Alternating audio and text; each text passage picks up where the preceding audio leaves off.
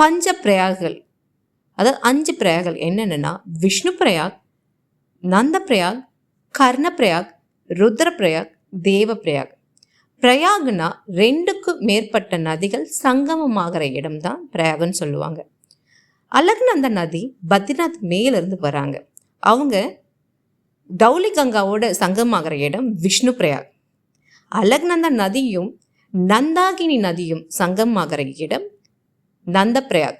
அலக்நந்தா நதியும் பிந்தர் நதியும் சங்கமாகிற இடம் கர்ண பிரயாக். அலக்நந்தா நதியும் மந்தாகினி நதியும் சங்கமாகிற இடம் ருத்ர பிரயாக். மந்தாகினி நதி கேதார்நாத்லேருந்து வராங்க. அலக்நந்தா நதியும் பாக்யரதி நதியும் சங்கமாகிற இடம் தேவ பிரயாக். பாக்யரதி நதி கங்கோத்திரிலேருந்து வராங்க. தேவ பிரயாகில் பாக்யரதி நதியும் அலக்நந்தாவும் சங்கமாகி நமக்கு கங்காவை உருவெடுத்து பாயிறாங்க. 5 பிரயாகில் நாம் ஸ்நானம் செய்கிறது ரொம்ப புனிதமானது. அதில் முக்கியமாக தேவ பிரயாகில், அதாவது கங்கா உருவாகிற இடத்துல நம்ம ஸ்நானம் செய்கிறது நம்மளுடைய தீய கர்மாக்களை கலைக்கும். நம்மளுடைய உடல், மனம், ஆன்மா 3ம் தூய்மைப்படும்.